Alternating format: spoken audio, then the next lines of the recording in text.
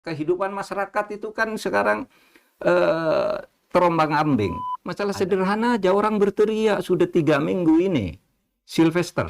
Itu kan masalah sederhana. Iya. Nggak ada yang berani nangkap. Itu. Halo kawan-kawanku semuanya. Apa kabar? Semoga kalian dalam keadaan sehat dan rezeki selalu melimpah. Amin. Demo masih terjadi di mana-mana ya, tapi tidak separah kemarin ya. Demo ini terjadi sebenarnya bukan karena omongan atau joget-joget itu tok. Itu juga faktor, tapi ada beberapa faktor yang bisa menjadikan masyarakat itu marah. Apa itu? Nah, ini penjelasan dari Pak Mahfud MD dalam podcastnya beliau di Mahfud MD Official. Ini videonya, saksikan. Tentang ini. Jangan lupa subscribe dan nyalakan lonceng notifikasi. Selamat menyaksikan. Saya mulai dengan yang pertama. Alhamdulillah Pak, hari ini Jakarta tenang, tidak ada demonstrasi besar ya seperti minggu lalu, dan di beberapa tempat ada letupan-letupan kecil tapi juga tidak signifikan. Berbeda dramanya dengan minggu-minggu lalu. Apakah dengan demikian kita sudah bisa mengatakan sudah normal kembali dan sudah baik, dan dengan demikian pemerintah dan DPR bisa kembali beraktivitas seperti sedia kala? Ya, saya ulangi, mari kita bersyukur kepada Allah sejak hari ini, atau sejak tadi malam ya tepatnya, sejak minggu malam.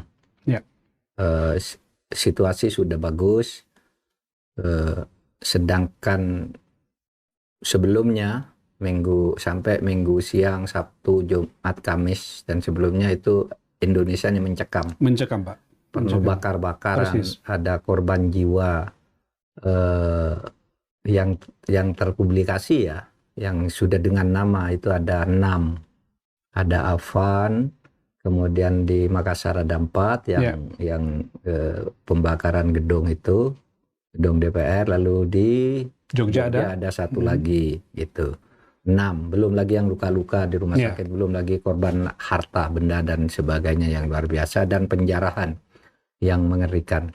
Tapi alhamdulillah tadi malam udah selesai setelah Pak Presiden Prabowo itu mengumumkan langkah-langkah yang harus diambil, karena memang itu selalu saya katakan yang bisa menghentikan ini, yang paling efektif itu adalah Presiden. Seperti yang Pak Mahfud selalu sampaikan Selalu saya katakan, dalam situasi begini di mana di tingkat layer 1 itu koordinasinya lemah, kadangkala tidak mampu berbicara dengan baik kepada masyarakat, yang bisa bertindak itu Presiden. Dan Presiden sudah melakukan itu dengan baik kemarin untuk tahap 1, yaitu menghentikan segala bentuk kekerasan. Dan sekarang sudah berhenti. Bahwa ada sisa-sisanya sedikit sih oke gitu, karena ada yang sudah terlanjur mengumumkan di organisasinya sendiri dan sebagainya. Itu biasa aja, enggak ada masalah. Itu aja Mas, kita bersyukur tentang itu. Tapi saya katakan itu baru tahap langkah 1. Karena tentu masih mencekam, api dalam sekam bisa suatu saat timbul kalau tidak ada perubahan pola. Artinya tidak bisa sebagai bisnis as usual gitu ya. Tidak bisa. Ini kita kembali normal lagi seperti kemarin, yang kemarin itu tidak menjadi pelajaran yang penting, itu nggak bisa begitu. Masalah utamanya belum dijawab.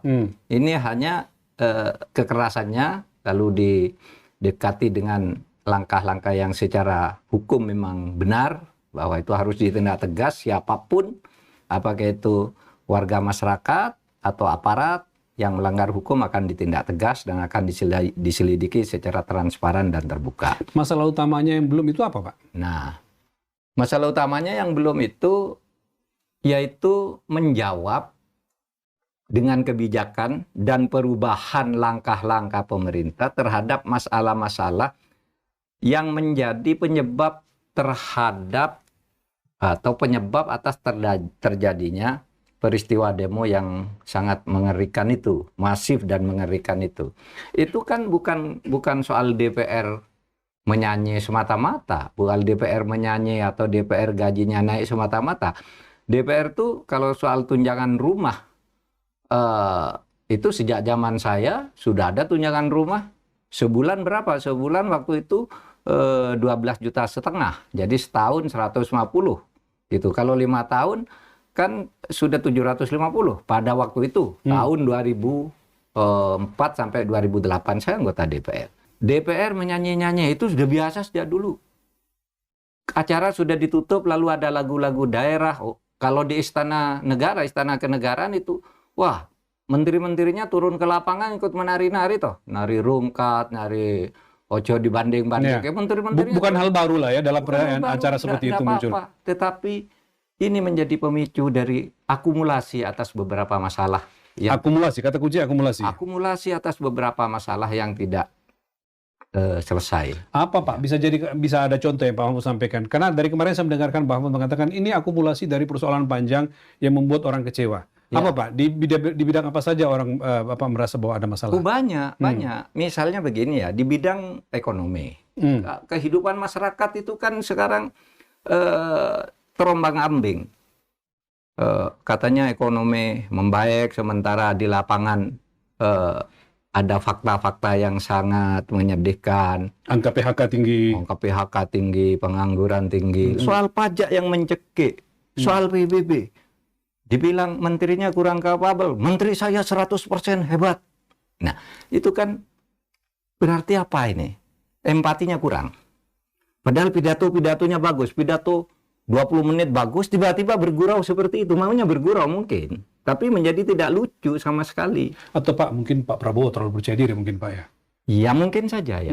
PBB naik, pemblokiran rekening, itu kan semua masalah yang tidak dijawab. Itu membuat gaduh Pak, orang marah. Hanya diselesaikan, lah jangan diteruskan. Loh, itu harus ada pertanggungjawab publiknya. Kenapa itu terjadi? Misalnya, kan tidak ada penjelasan. Ada beras oplos, beritanya hanya udah ditangkap. Oh, di Riau sekian, di ini sekian. Loh, kenapa itu terjadi? Kalau cadangan banyak, kenapa harus ngoplos? Ya. Dan misalnya 4,2 juta stok Pak. Ya misalnya kan. Kenapa harga beras tinggi? Misalnya yang seperti itu.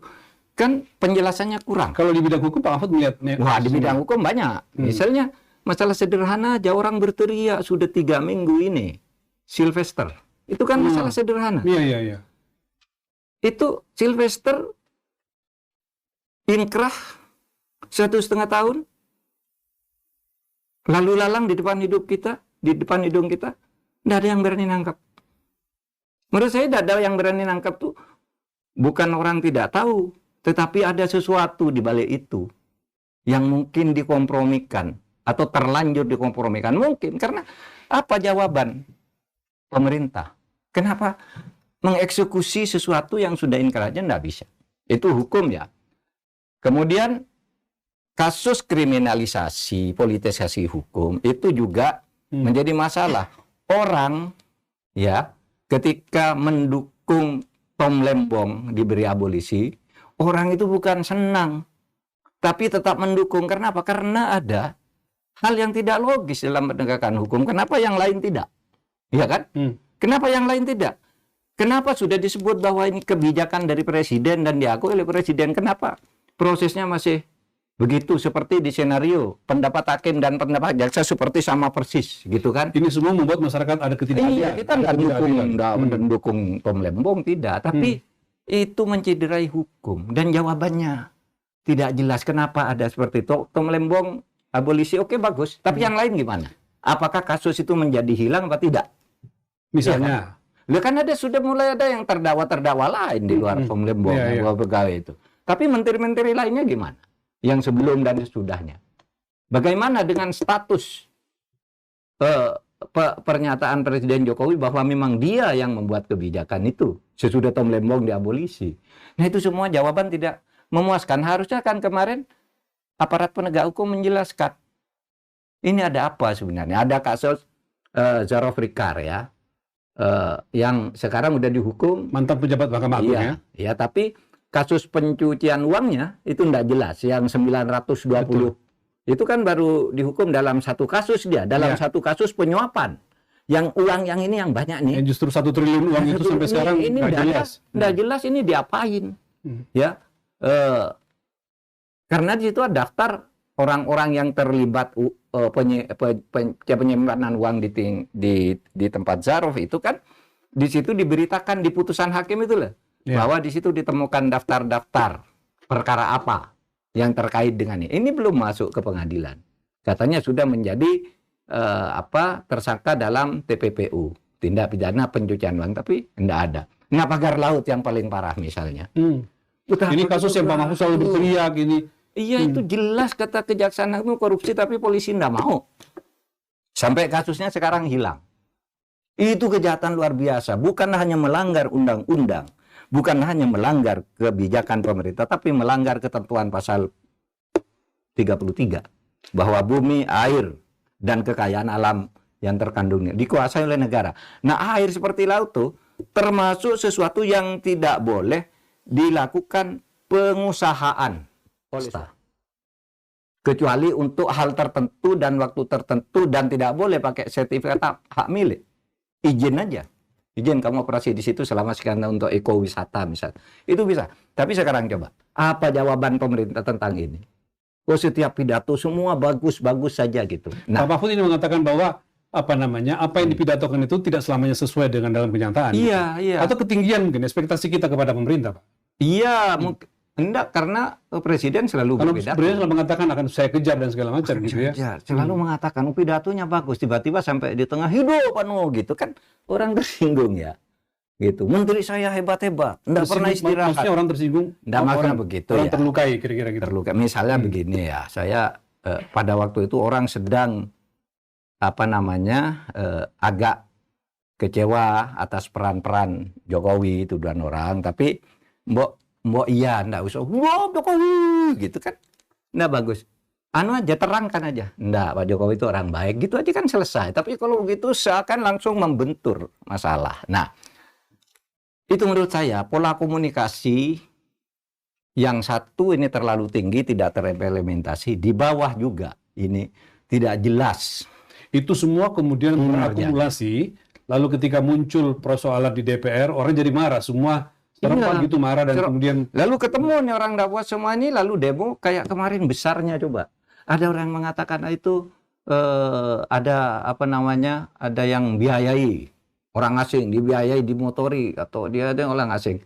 Ya mungkin ya kita boleh curiga gitu, tapi saya sama sekali tidak percaya. Ini menurut saya ini adalah organik.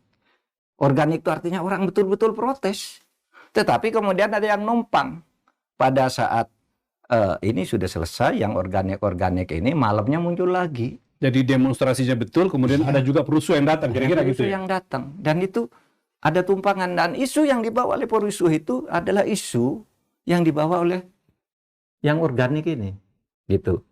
Nah, itu yang apa Pak Mahfud? Jadi kalau memang Pak Mahfud menyimpulkan bahwa masalah utamanya belum terselesaikan, berarti kan ini baranya masih ada dalam sekam nih Pak. Karena kan penyelesaiannya baru, misalnya ketika diumumkan kemarin, dihilangkan misalnya kunjungan ke luar negeri, tunjangan dihilangkan, hanya sebatas pada di area DPR, bukan pada evaluasi besar yang harus dilakukan oleh pemerintah, kan gitu? Iya, itu quick win istilahnya. Yeah. Langkah sementara supaya cepat untuk meredam. Janji ini harus turun, ini ditindak tegas, gaji tidak jadi naik, pemerintah supaya mendengar aspirasi masyarakat nih. Nanti kita bicara mendengar aspirasi masyarakat ini. Nah, itu sebenarnya kan hanya langkah sementara agar ini diam, dan ini berhasil. Tapi lanjutannya harus ada dong. Quick win-nya itu misalnya yang selalu diteriakan orang, undang-undang perampasan aset. Ya. Iya kan? Selalu diteriakan orang. Kenapa? Ini tidak ini. Penyelesaian secara transparan atas berapa kasus yang menurut saya. Sebelum lanjut Pak, saya mau tanya, undang-undang perampasan aset itu seberapa susah sih? Sementara kan kalau saya ingat di zaman Pak Mahfud itu sudah melangkah cukup jauh kan? Tinggal Presiden mengatakan sekarang kepada DPR disahkan kepada pimpinan partai-partai koalisi itu, bukan? Pak Jokowi itu 2 periode mengajukan undang perampasan aset, ini selalu macet di DPR. Pak Jokowi itu pertama kali sebelum berakhir periode pertama itu 2018 sudah ngajukan ke DPR. Gitu. Tapi tertunda kan? Sudah hampir selesai juga tertunda. Hanya dulu tersisa satu materi di mana disimpan barang rampasan itu. Nah, kita ajukan lagi tahun 2019 akhir masuk Prolegnas 2020, ternyata sampai 2023 sudah selesai lah di tingkat pembahasan tingkat 1, tinggal dibawa ke paripurna atau disempurnakan dikit. Gitu enggak selesai sampai Pak Jokowi kirim surat. Berarti tinggal sekali rapat di paripurna saja, Iya. diketok palu. Pak Jokowi kirim surat. Saya itu yang usul Pak Jokowi, Pak kirim surat lagi aja Pak, karena saya baru ketemu DPR. Coba dong, kirim suratnya kalau sungguh-sungguh. Loh, saya bilang, sudah kirim surat dan sudah masuk prolegnas. Tapi oke, kalau ada minta lagi, saya minta ke Presiden. Saya minta Presiden kirim surat tanggal 5 Mei tahun 2023 berarti ya. itu perampasan aset. Saya Artinya bilang kalau sekarang Presiden, iya, saya bilang, Anda yang berteriak-teriak minta surat, nih suratnya, saya tunjukkan ke ini suratnya. Katanya kalau begitu ada Presiden kirim surat mau disahkan. Nggak jalan juga. Saya dipanggil lagi oleh Pak Jokowi. Gimana Pak Mahfud cara? Pak, surat sudah disampaikan, tapi mereka nggak jalan juga. Oke, sekali lagi akan saya panggil dulu pimpinan parpol. Karena kalau ketua-ketua parpol itu sudah setuju, mengerti ini, kan tinggal bilang ke DPR itu lebih gampang. Oke Pak, kita tunggu. Tapi kalau dengan ketua parpol macet juga, saya akan keluarkan perpu. Kata Presiden nih. Tapi sampai sekarang nggak ada. Nah, tinggal sekarang Pak Prabowo ini sangat kuat sekarang. dominasi di parlemen kan kuat sekali. Yang koalisi ke dia aja banyak. Yang tidak koalisi juga tidak beroposisi. Kan kuat banget, tinggal minta dong. Kalau enggak saya keluarkan perpu, bisa. Bulan depan pasti disetujui. Nah, kalau ada yang berani, dia Presiden kok. Nah, misalnya itu, quick win yang pertama. Kemudian KPK. Itu tuntutan masyarakat juga. Supaya direformasi, diperbaiki. Mau apa? Alternatif pertama, banyak kembali aja ke yang lama, undang-undangnya. Agar dia betul independen dan ditakuti seperti dulu. Atau kalau sudah dianggap terlalu kumuh, bagaimana reformasinya harus jelas. Apakah diubah dan sebagainya. Harus ada solusi untuk mengatakan bahwa KPK tetap harus kuat lah, kira-kira gitu ya. Harusnya kan jangan seperti sekarang. Nah, tadi apa soal komunikasi politik? Apa Pak yang saya kira-kira begini. Apa yang membuat menjadi Pak Prabowo harus berputar-putar di situ sehingga kabinet tidak segera menyelesaikan berbagai persoalan yang menjadi penyebab riuh rendah di masyarakat? Gini. Nampaknya informasi yang benar itu tidak sampai ke meja Pak Prabowo. Oh ya? Nampaknya ya. Tertahan di orang Tidak. lingkaran 1 atau lingkaran 2? Iya mungkin. Karena ada juga kan agak aneh kalau tidak membaca medsos misalnya. Ya. Medsos itu meskipun sering banyak variasi beritanya, tapi substansinya sama untuk penyelesaian masalah keluhan masyarakat. Karena begini, Mas.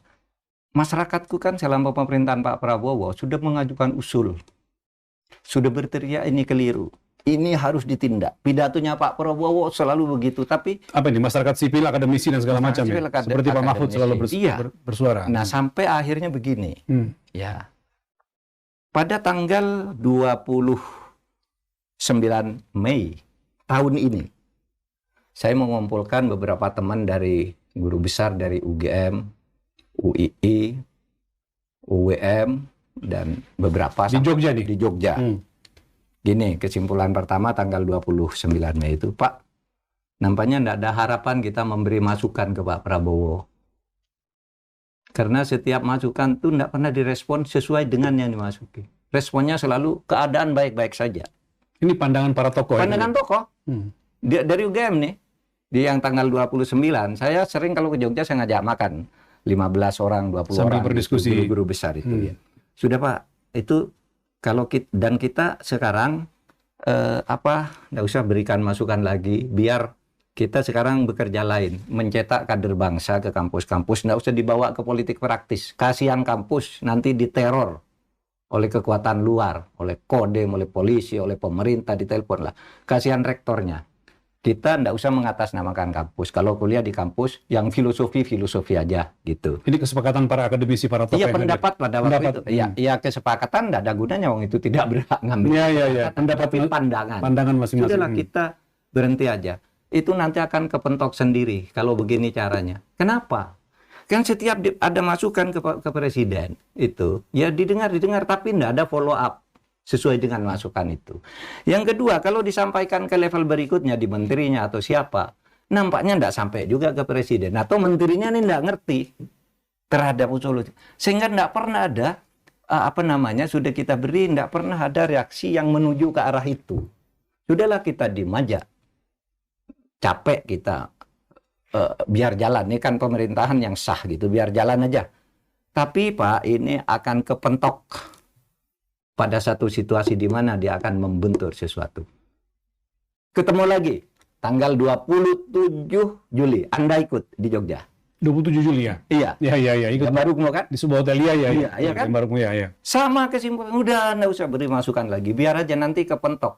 Sekarang kepentok. Iya kan? Terjadi betul. Karena tidak pernah masuk. Ini. Bahaya sekali Pak kalau pesan-pesan bahaya sekali masukan pesan-pesan dari masyarakat. Dan itu artinya kan menjauhkan presiden dari komunitas. Iya. Real kondisi real yang terjadi kan Iya. Pak? Karena terkadang yang kita dengar ya rumornya itu kalau para menteri kalau ketemu presiden tuh muji-muji aja, bukan memberi masukan. Oh, pidato Bapak tadi bagus, tidak ada presiden sebelumnya yang Gitu ya, Pak? pidato itu Bapak. Nah, gitu kan. Dan itu nggak sehat ya? Oh, sangat tidak sehat. Presiden kalau pidato pastilah, kalau cuma ingin dengar pendapat, pasti orang yang di depan dia pasti akan bicara bagus meskipun tidak bagus, kan begitu namanya presiden. Bagus Bapak gitu. Nah, kenapa tidak memberi masukan yang benar? Saya teringat ya, tulisan Hatta memperingatkan cara kepemimpinan seperti Bung Hatta dulu di menjelang masuknya Jepang ke Indonesia tahun 1941, dia menulis artikel judulnya Karakter. Dia memperingatkan kita jauh sebelum merdeka, puji-pujian, kata Hatta, puji-pujian itu tiada memberi petunjuk dan tidak sedikit pemimpin yang jatuh karena suka pujian. Ini kata Bung Hatta tadi. Kata Bung Hatta. Jadi pemimpin tuh lebih baik minta dikritik daripada minta dipuji terus gitu. Terima kasih ya teman-teman semuanya sudah menyaksikan video ini. Demo ini terjadi beberapa faktor yang tadi sudah dijelaskan oleh Pak Mahfud MD dalam podcast beliau di Mahfud MD Official ya. Jangan lupa tinggalkan jejak kalian di Mahfud MD Official dan jangan lupa tinggalkan jejak juga di sini. Like, subscribe, comment, and share. Terima kasih. Indonesia bangkit. Terima kasih.